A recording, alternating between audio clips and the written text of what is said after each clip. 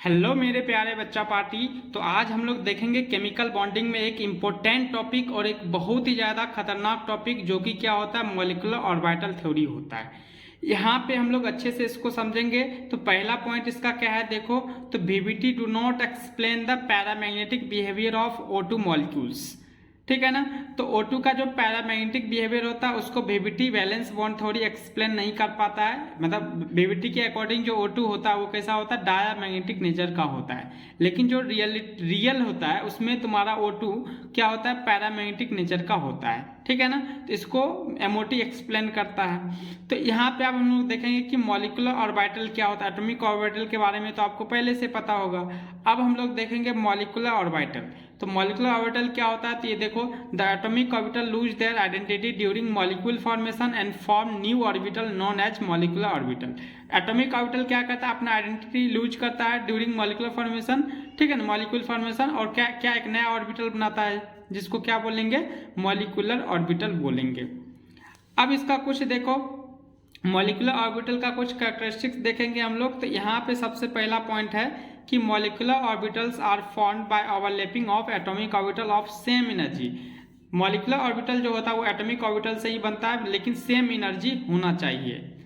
Second point इसमें देख सकते हो कि जो number of molecular orbital formed होता है वो किसके इक्वल होता है, तो number of atomic orbital involve in overlapping. जितना एटॉमिक ऑर्बिटल ओवरलैपिंग में इन्वॉल्व होता है उसी के इक्वल ये होता है। तीसरा पॉइंट इसमें देख सकते हो बच्चों, in VBT only valence electrons involve in bond formation. मतलब VBT में वैलेंस इलेक्ट्रॉन बॉन्ड फॉर्मेशन में पार्टिसिपेट लेता है, लेकिन MOT में all electrons are involve in bond formation. जितना भी इलेक्ट्रॉन्स होता है सभी बॉन्ड फॉर्मेशन में पार्टिसिपेट लेता है। फोर्थ पॉइंट देख सकते हो बच्चों, यहाँ पे देख सकते हो, bonding molecular orbital have lower energy than atomic orbital while anti bonding molecular orbital have higher energy than atomic orbital. देखो होता क्या है कि जो मॉलिक्यूलर ऑर्बिटल होता है ना, यहाँ पे देख सकते हो ये दो टाइप का होता है। एक बॉन्डिंग मॉलिक्यूलर ऑर्बिटल होता है और एक एंटी बॉन्डिंग मॉलिक्यूलर ऑर्बिटल होता है। ठीक है ना, मॉलिक्यूलर ऑर्बिटल दो टाइप का।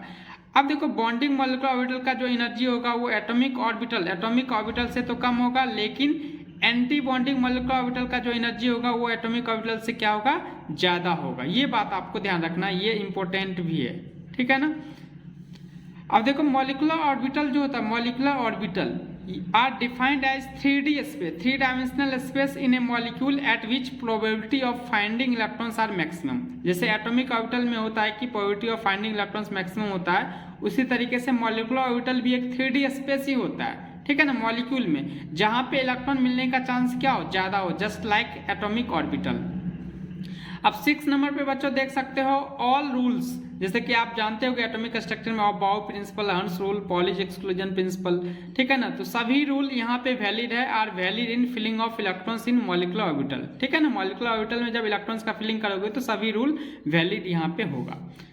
अब देखो मैं ऑलरेडी बता चुका हूँ कि मॉलिक्यूलर ऑर्बिटल दो टाइप का होता है, bonding molecular orbital, anti bonding molecular orbital. तो यहाँ पे इसका भी कुछ पॉइंट है, इसको भी देख लेते हैं। तो बॉन्डिंग मॉलिक्यूलर ऑर्बिटल जो होता है इसमें आप देख सकते हो बच्चों, ये है, it is the result of the linear combination of atomic orbital when their wave function are added. यहाँ पे देख सकते हो जब वेव फंक्शन को ऐड कर देंगे ना तब जाके आपका क्या बनता है, बॉन्डिंग मॉलिक्यूलर ऑर्बिटल बनता है। तो linear combination of atomic orbital LCA जब वेव फंक्शन को ऐड करते हैं। तो यहाँ पे साई भी देखो, वेव फंक्शन को हम लोग साई से रिप्रेजेंट करते हैं। ये जो त्रिशूल दिख रहा है, त्रिशूल, ये साई बी का मतलब बॉन्डिंग मॉलिक्यूलर ऑर्बिटल और साई वेव फंक्शन है। तो साई बी जो होता है वो psi A plus psi B, मतलब दो एटॉमिक ऑर्बिटल है, उसके वेव फंक्शन को जब आप ऐड करोगे तो आपका बॉन्डिंग बनेगा, बॉन्डिंग मॉलिक्यूलर ऑर्बिटल बनेगा। यहाँ पे देखो वेव को ऐसे दिखा रहे हैं, ऐसे दिखा रहे हैं, तो यहाँ प्लस और ये माइनस होता है, प्लस माइनस होता है। अब ये दोनों को जब ऐड करेंगे ना तो यहाँ पे इसका जो पिक होता है, ठीक है ना, ये जो पिक होता है, एम्पलीट्यूड भी इसको बोलते हैं, ये बढ़ जाएगा। ठीक है ना, तो प्लस माइनस देखो यहाँ पे बढ़ गया, तो ये ध्यान रखना क्योंकि यहाँ पे ऐड हो रहा है। Anti bonding molecular orbital is the result of linear combination of atomic orbital when their wave function are subtracted. यहाँ पे एडेड हो रहा है, यहाँ पे क्या हो रहा है, सब्सट्रैक्ट किया जाएगा। तो ए का मतलब साई ए, एंटी बॉन्डिंग साई ए माइनस साई बी, ये दो एटॉमिक ऑर्बिटल, इसको दोनों को माइनस किए। अब देखो यहाँ पे एक तुम्हारा वेव है, एक वेव यहाँ पे, ये दोनों को जब माइनस करोगे तो इसका जो एम्पलीट्यूड होगा ये और कम हो जाएगा, या आप सिंपली स्ट्रेट लाइन भी लिख सकते हो। ठीक है ना, बहुत कम हो जाता है। तो ये हो गया, समझ में आ गया ना बच्चों। बॉन्डिंग मॉलिक्यूलर ऑर्बिटल क्या होता है, एंटी बॉन्डिंग मॉलिक्यूलर ऑर्बिटल क्या होता है, ये अच्छे से समझ में आ गए ना। चलो तो नेक्स्ट चलते हैं हम लोग नेक्स्ट पेज पे।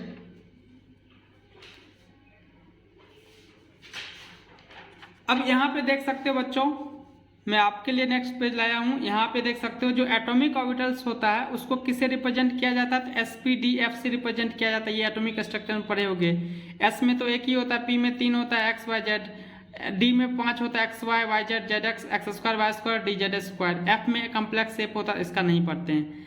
तो एटॉमिक ऑर्बिटल को इससे रिप्रेजेंट करते हैं। लेकिन यहीं पे देखो बॉन्डिंग मॉलिक्यूलर ऑर्बिटल्स जो होता है इसको हम लोग रिप्रेजेंट करते हैं सिग्मा पाई डेल्टा से रिप्रेजेंट करते हैं। बॉन्डिंग मॉलिक्यूलर ऑर्बिटल को सिग्मा पाई या डेल्टा से रिप्रेजेंट करते हैं। और एंटी बॉन्डिंग मॉलिक्यूलर ऑर्बिटल को किससे रिप्रेजेंट करते हैं, तो sigma star pi star delta star से रिप्रेजेंट करते हैं। ठीक है ना, ABMO को स्टार लगा देते हैं।